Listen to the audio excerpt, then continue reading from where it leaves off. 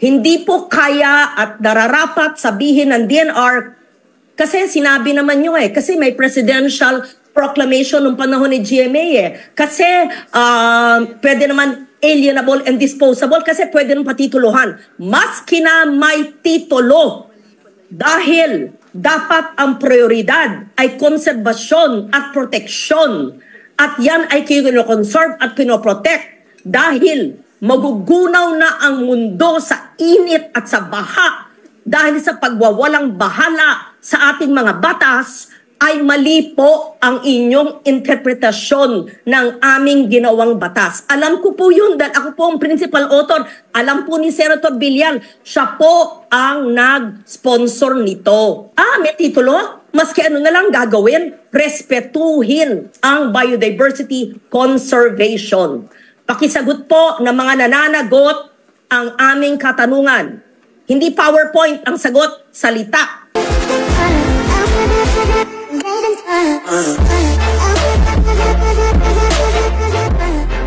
Madam Chair, if I may, Madam Chair.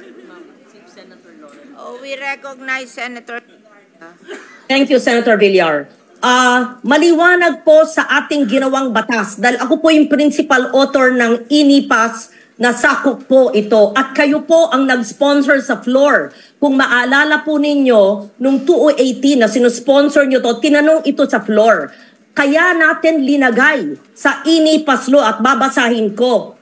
In the development of the CLUPs and the barangay development plans up to the barangay level, due consideration shall be given to the intended for conservation and biodiversity, as well as the objectives for protected areas to keep human habitation and environmental conservation in harmony.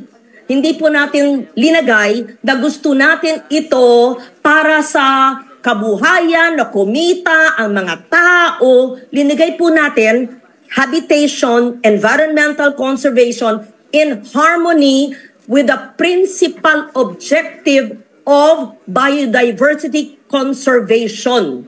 Hindi po kaya at nararapat sabihin ng DNR kasi sinabi naman nyo kasi may presidential proclamation nung panahon ni GMA Kasi pwede naman alienable and disposable kasi pwede nang patituluhan. Maski na may titulo dahil dapat ang prioridad ay konserbasyon at proteksyon. At yan ay kino-conserve at pinoprotect dahil magugunaw na ang mundo sa init at sa baha dahil sa pagwawalang bahala sa ating mga batas ay mali po ang inyong interpretasyon ng aming ginawang batas. Alam ko po yun dahil ako po ang principal author. Alam po ni Senator Villar, siya po ang nag-sponsor nito. Yun po ay pinag-usapang masusi. Kaya hindi po nyo kayang gamitin ang AMD na reason.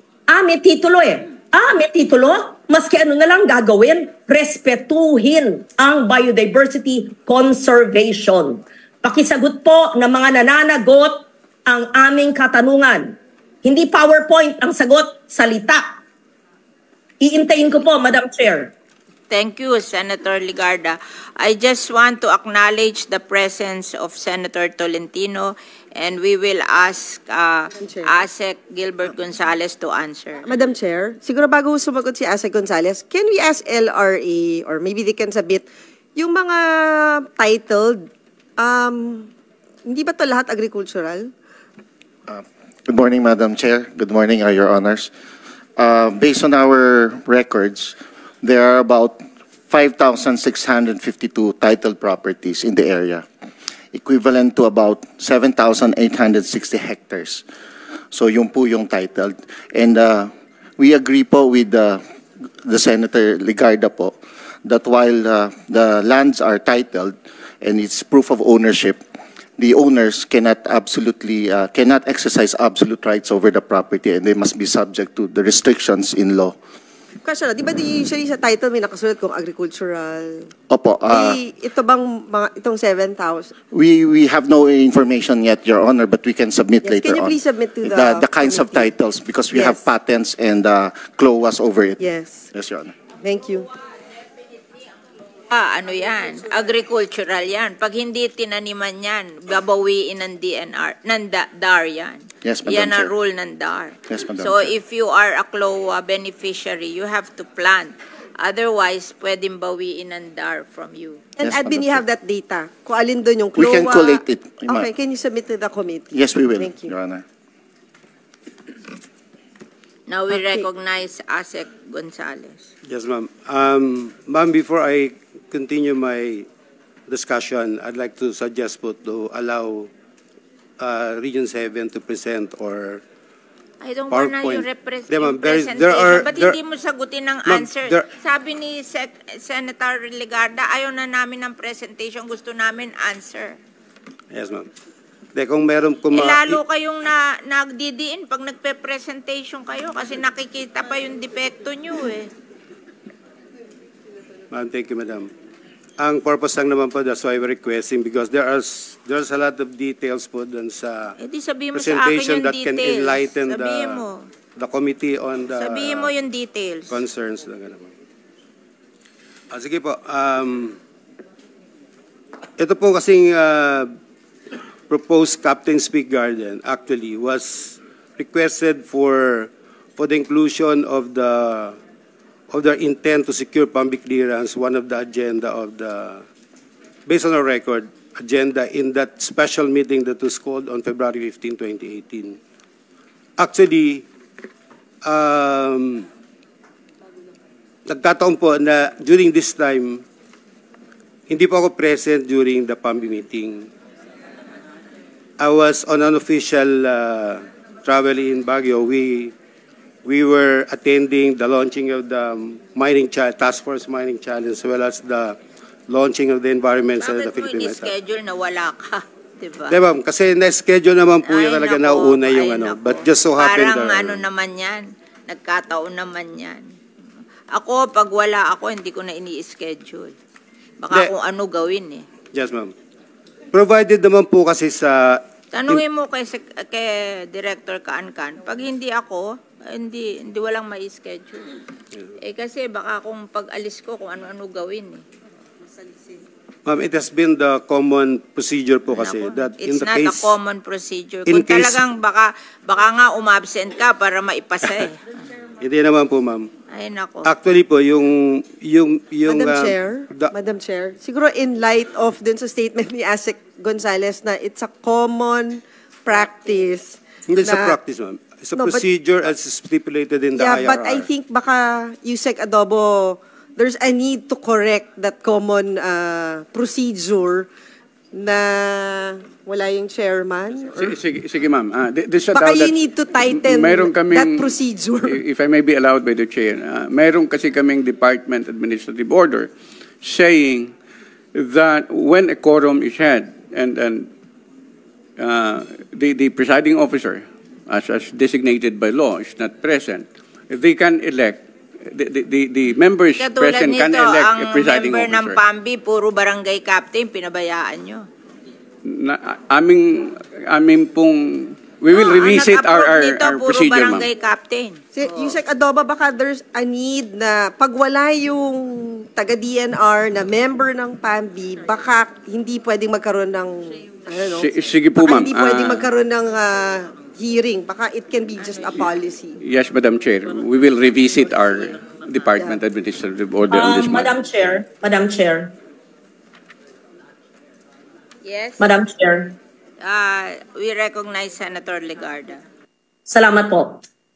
Sa aking pagkaintindi sa sinabi ng PAMBI Chair at the time, who's now ASEC Gonzales ng DNR, absent siya o wala siya nung na-approve.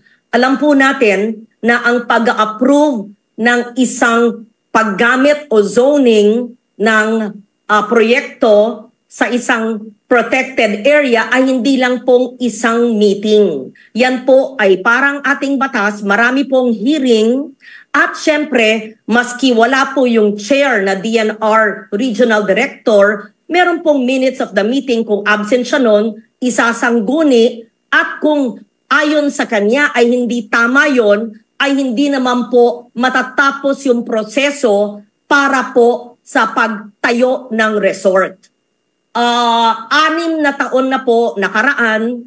So gusto kong mas maliwanagan. Hindi po pwedeng 1 day absent, inapprove ng PAMBI, walang alam ang PAMBI chair, ang DNR, at nagtayo na lang sa walang kaalaman. I cannot believe that the absence of the PAMBI chair, who's the regional director at the time, will allow it to happen and did not know what was going on under his or her, his nose and eyes at the time. I cannot believe that. Otherwise, Madam Chair, babaliwalain ng lahat, hindi lamang ng DNR, ng buong bureaucracia, ang ating mga batas. Pagsasabihin, absent ako noon eh. And we will just leave it at that. Absent ako noon, so wala akong kinalaman doon. At saka ang miyembro ng PAMBI ay hindi ko naman kilala or hindi nagsumite, overruled ako, may quorum, yun na lang, ganun na lang. Hindi po, ayon po sa batas na sinulat po nating lahat at inisponsor po ninyo, Madam Chair, ay mananagot dapat ang implementing agency. That is the reason why we put a PAMBI, a Protected Area Management Bureau. Kaya nga ang tinalaga natin na chair ay yung Regional Executive Director para mag-alaga for biodiversity conservation, not for hotel management. Kasi kung gusto namin ng puro kita at hotel management, ay sana yun ang linagay namin sa batas.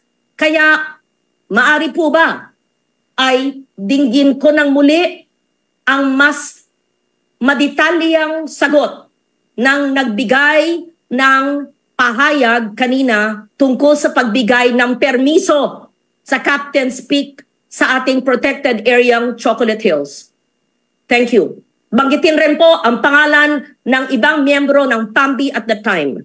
And this question, please, goes for Davao as well and all other protected areas we will see because we have to see accountability. Hindi po pwedeng puro PowerPoint ang sagot sa ating mga tanong or wala ako doon, absent ako noon. I'm sorry. Thank you, Madam Chair.